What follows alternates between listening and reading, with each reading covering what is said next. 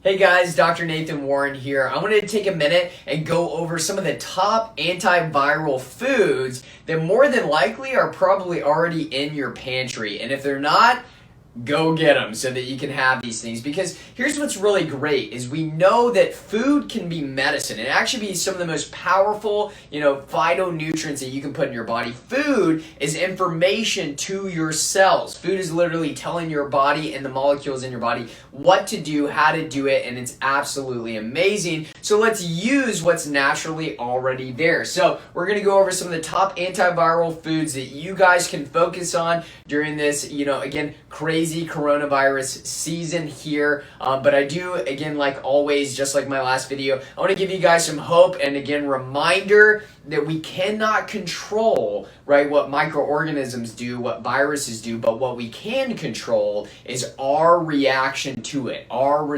immune response to it. So we want to build up our immune system the best that we possibly can so that we make ourselves a very unwanted host. So we want to make it an uncomfortable situation for this virus, but we know that your lifestyle plays a major role in how well you not only prevent something like the coronavirus, but also too in your fight against it if you've got it. All right, so let's go over some of the top antiviral foods. Number one on my list here, raw organic extra virgin olive oil. This is one that I think is absolutely huge. Now, it does matter the quality. We know that studies have actually shown that around 65 to 68% of those olive oils that are coming into our country have actually been laced with other rancid oils. And this is a big deal because one of the most toxic things that you can possibly put in your body is rancid trans fat. So those are things like canola oil, even though it's still hyped as a health oil. That's absolute ludicrous. Canola oil, even if it says organic, non-GMO, that's an absolute joke. That oil is toxic to your cells.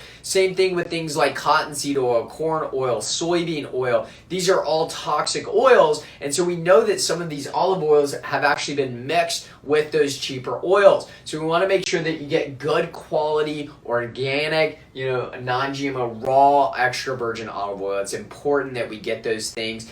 So again, read your sources, check the harvest date, make sure that, again, it's within about a year to get the most potency out of it. Should be in a dark bottle.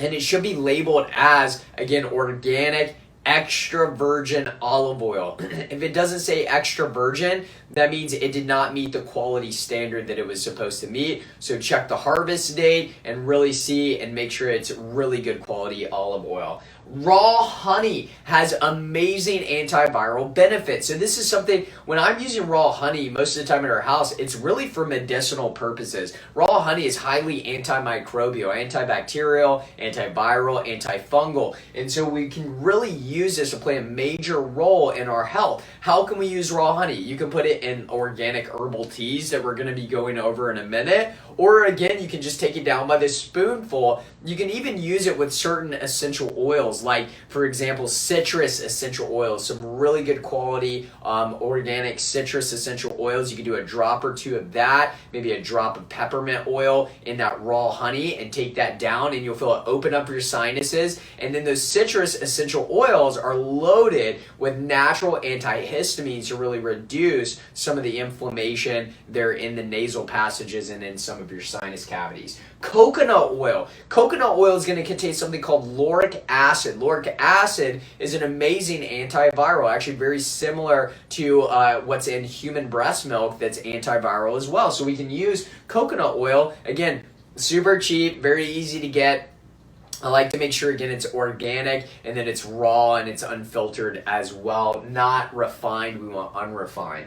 Fermented foods. There's over 28 different studies looking at some of the amazing viral benefits from eating probiotic-rich foods. So again, these fermented foods are full of bacteria. Now you say, how does bacteria affect viruses? Well, remember, these good, healthy bacteria are building up your microbiome in your gut, and so we know that it has a direct effect on your immune system. About 75 to 80% of your immune system actually lies in the gut. So consuming fermented foods are a great way to actually rebuild the microbiome in the gut. So those are things like sauerkraut, kimchi, things that again, like even certain types of yogurt, which we're going to go over here in just a little bit. But utilizing these fermented foods are a fantastic way to really build up our immune system and our gut health.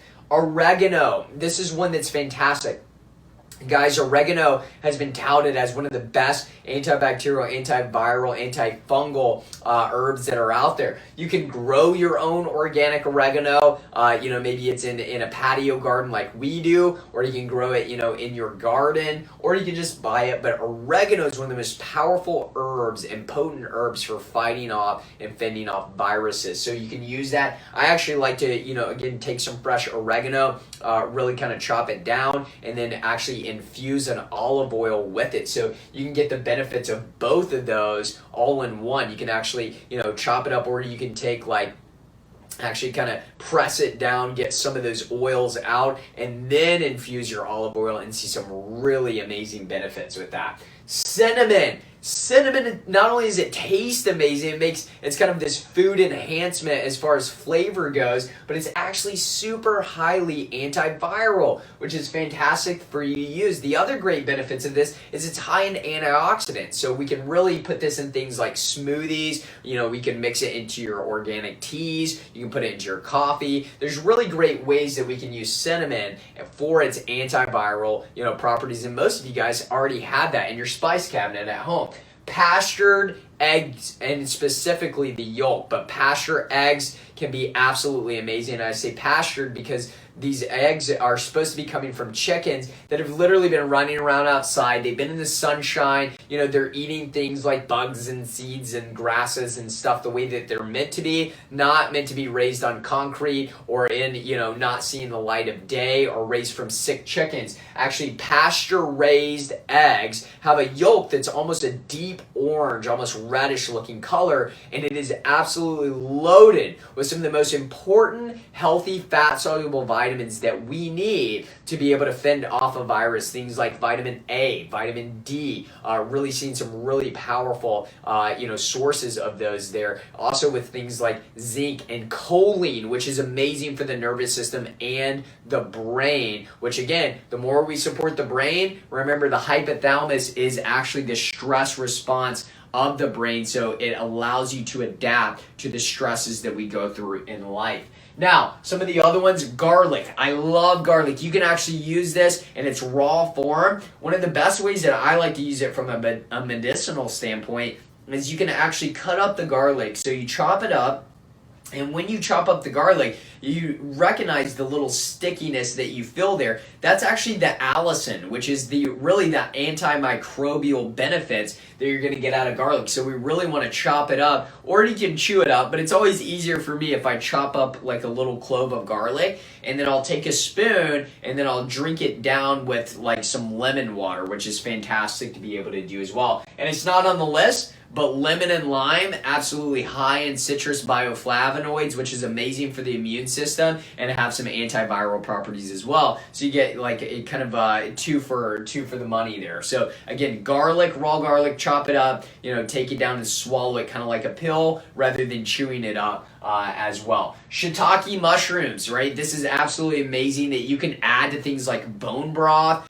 You can really do some amazing things with that. There's other immune boosting mushrooms as well, like chaga is a great immune boosting mushroom. Lion's mane is a great immune boosting mushroom. So you can use these, and you can actually infuse things like teas and things like soups as well, utilizing these immunity mushrooms. Ginger and turmeric, guys. Ginger and turmeric are absolute powerful, not only anti-inflammatories, but they've shown some powerful antiviral properties as well.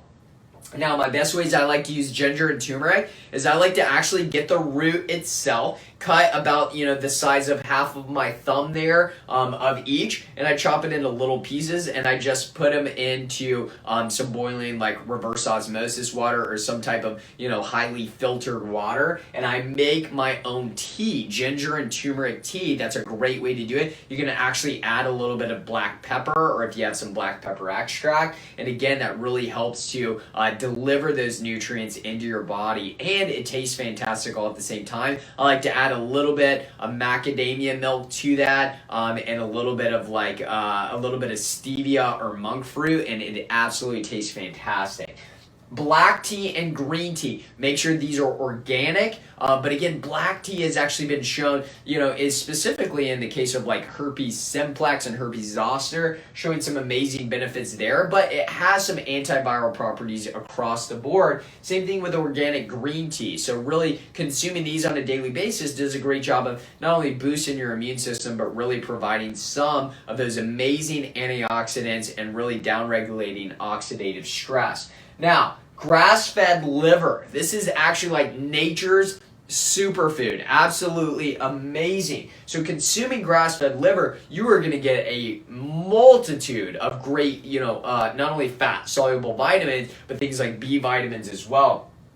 Again, guys, grass-fed liver is one of your highest containing vitamin A foods that are out there. And so really when we're looking at vitamin A, especially in the world of viruses, this is an amazing vitamin that's going to really boost your antiviral property in your immune system and fighting off something like the coronavirus. So grass-fed liver, look up some different ways to prepare it. Again, when we're cooking it, we like to prepare it in something like, I like to put it in a little bit of like cassava flour with some herbs and different types of spices and good sea salt. And I will actually put that in some avocado oil and cook it. Again, be sure not to overcook it. Liver can get kind of chewy when you overcook it. But grass-fed liver is an amazing boost to your immune system. And then the last one here, grass-fed yogurt. Specifically, I like from goat's milk or sheep's milk. This kind of goes back to what we talked about earlier. Not only is it amazing for that probiotic-rich food with all that good bacteria to build up your microbiome, but the other great thing about it is